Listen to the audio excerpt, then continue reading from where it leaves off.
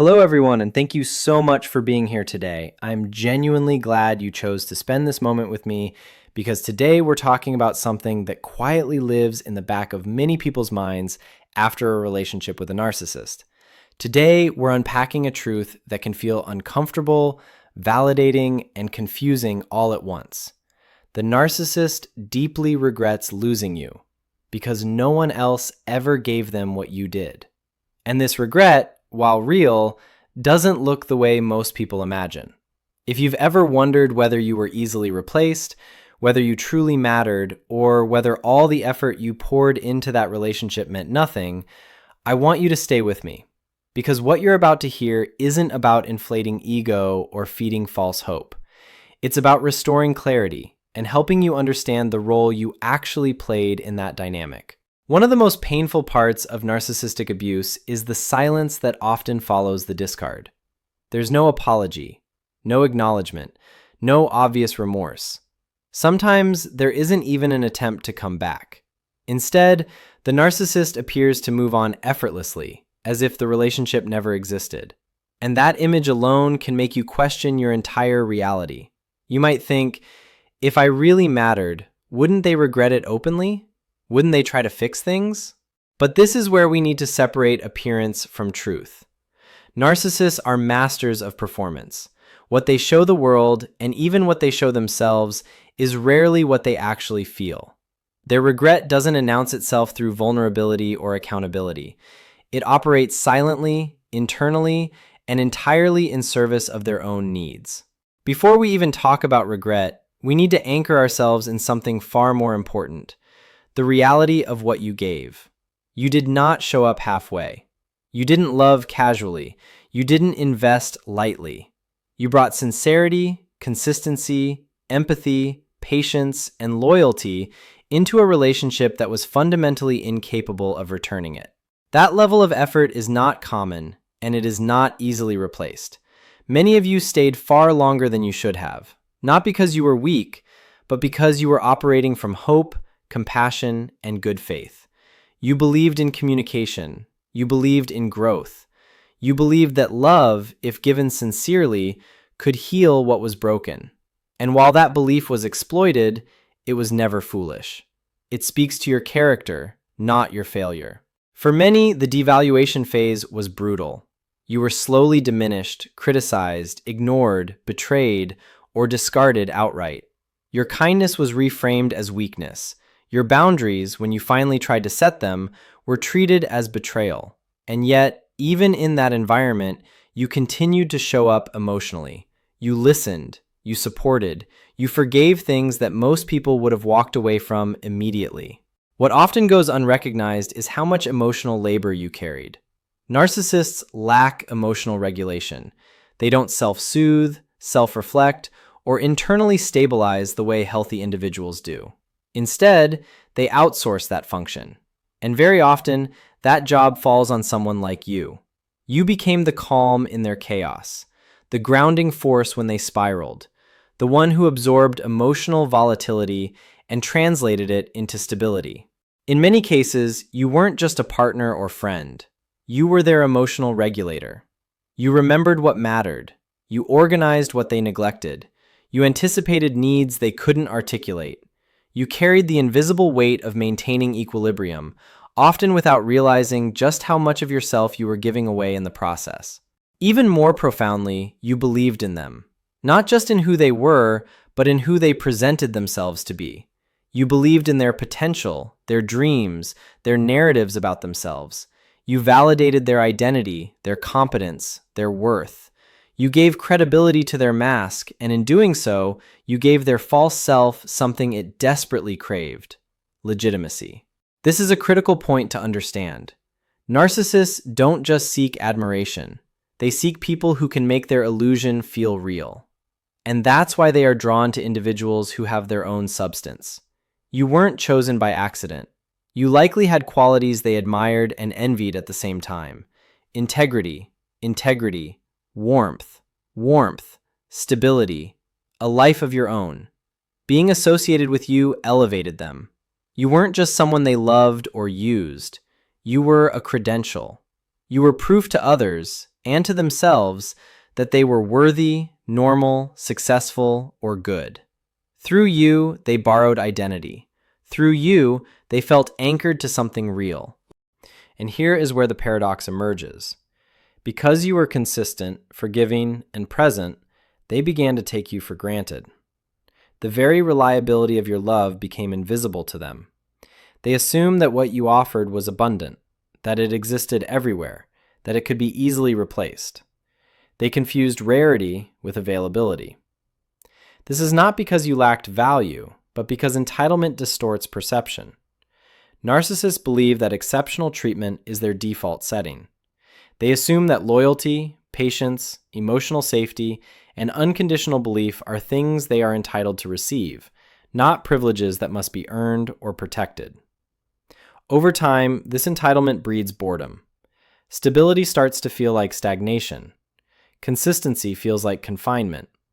And because narcissists require novelty and stimulation to feel alive, they begin to devalue what no longer challenges them. They chase new admiration, new validation, new supply, convinced that what they're leaving behind is replaceable. This is where the discard happens, sometimes abruptly, sometimes cruelly, sometimes quietly. They move on to something new, something shiny, something untested. And in that moment, it looks like confidence. It looks like certainty. It looks like freedom. But what they are actually doing is making a catastrophic miscalculation. At first, the new supply feels exhilarating.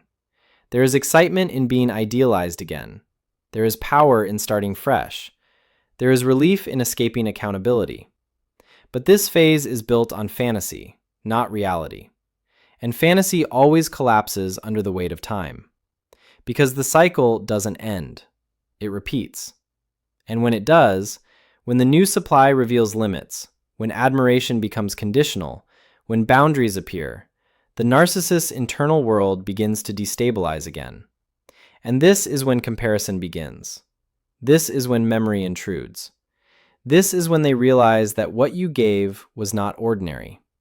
They remember your tolerance, your patience, your ability to stay calm while they unraveled, your willingness to forgive, reset, and keep going. They remember how much you absorbed so they didn't have to face themselves. And this is the moment when regret begins to take shape. Not as love, not as remorse, but as loss. And that loss has everything to do with what they took for granted, and nothing to do with your worth. As that realization settles in, the narcissist is forced to confront something deeply unsettling. The new supply is not you. No matter how hard they try to recreate the experience, something is missing. The ease is gone. The predictability is gone. The emotional safety net they once relied on no longer exists. And this is where narcissistic regret truly begins to surface, not as sorrow for what they did to you, but as panic over what they lost access to. This distinction is critical. Narcissists do not experience regret the way emotionally healthy people do. Healthy regret involves empathy. It sounds like, I hurt someone I cared about, and I feel pain because of the pain I caused. That kind of remorse requires accountability, self-reflection, and the ability to recognize another person as separate and emotionally real. Narcissists do not have that capacity. Their regret is entirely self-focused. It sounds like, my life is harder now. Things don't work the way they used to. I lost something that benefited me. They do not grieve you as a person. They grieve the role you played in their life. They miss what you did, not who you are. They miss the way you forgave without making them sit in discomfort. They miss how you absorbed their outbursts and smoothed over consequences. They miss the way you stayed when logic said you should leave. You were their reset button, their escape hatch, their get out of consequences card. And now, without you, consequences exist. This is often when their life begins to feel unmanageable. The new supply doesn't cover all the functions you once did, so the narcissist begins to fragment their supply. They pull validation from coworkers, reassurance from friends, emotional labor from family, admiration from strangers, and control from romantic partners. What you once provided effortlessly now requires constant effort, and that effort exhausts them. Narcissists want maximum reward with minimal investment.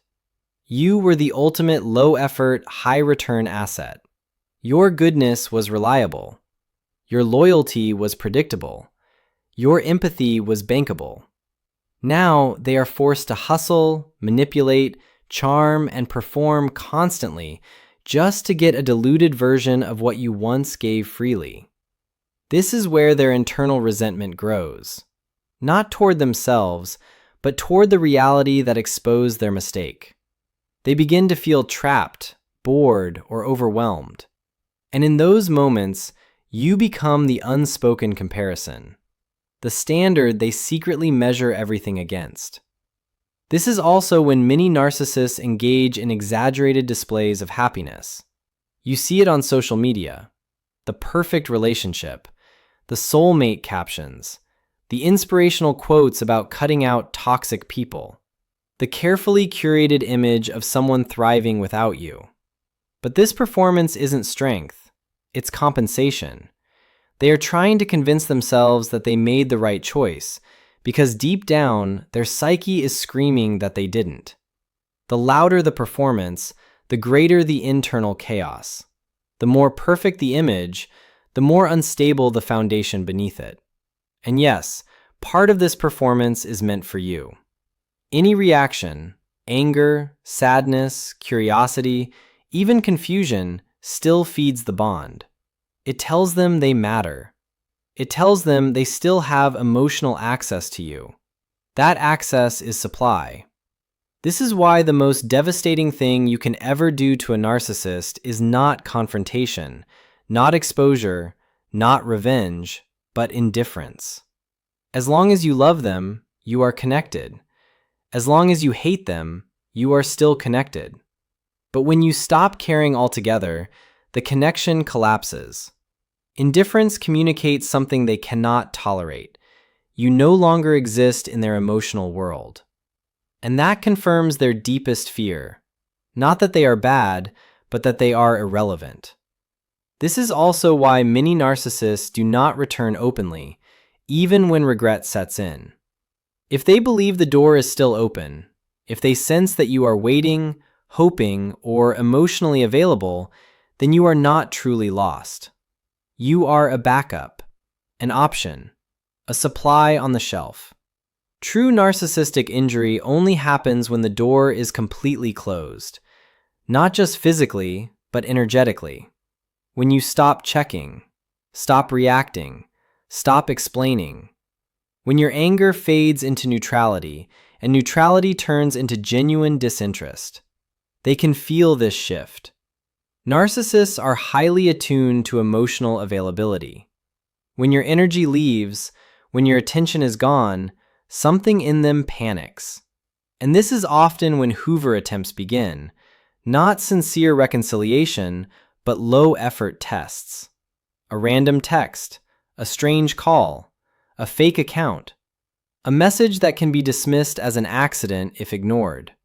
These are cowardly probes designed to see if they still exist to you. If you respond emotionally, even negatively, the bond is confirmed. But here is the warning that cannot be overstated. Narcissistic regret does not lead to change, ever. Change requires accountability. It requires sitting with shame, owning harm, and accepting responsibility without deflection. The narcissistic personality structure is built specifically to avoid this. Their ego cannot tolerate the idea that they are the problem. So any apparent growth is simply a new mask. They may say they've changed. They may claim therapy, spirituality, self-awareness, or insight. But this is not repentance. It is adaptation, a more sophisticated strategy to regain access to supply. And once secured, the cycle resumes, faster and more brutal than before. This is why understanding their regret is not meant to pull you backward. It is meant to free you, Because the truth is, what you gave was never wasted. It revealed who you are. It demonstrated your depth, your loyalty, your capacity for love. Those qualities were misused, but they remain yours. They will flourish in a relationship where they are reciprocated. The narcissist, however, is left with something far heavier. You were not just a supply source. You were a mirror. In your authenticity, your empathy, your goodness, you reflected back not only their false self, but the faint outline of who they could have been. When they discarded you, they didn't just lose support. They shattered the last connection to their own unrealized potential. And now they live with the emptiness that follows. That emptiness is their regret. It is not poetic. It is not redemptive. It is not transformative. It is simply the consequence of choosing illusion over reality, control over connection, and ego over growth. You don't need them to regret losing you in order to heal. But if they do, and many do, it changes nothing about the path forward. Your healing begins where their access ends. So let them replace. Let them pretend. Let them perform. Their journey is theirs to carry. Yours is about reclaiming your energy, your identity, and your future. In conclusion, the narcissist's regret is real, but it is not love. It is not remorse. It is the hollow realization that they lost something they cannot replace. And the most powerful thing you can do is not to wait for that realization, but to outgrow it entirely. Thank you for being here today and for allowing yourself to engage with this truth. If this message resonated with you, please take a moment to like this video, share your thoughts in the comments, and consider subscribing to the channel for more content like this. And if you know someone who needs to hear this, share it with them. You are not alone in this journey, and we'll be back again very soon. Take care.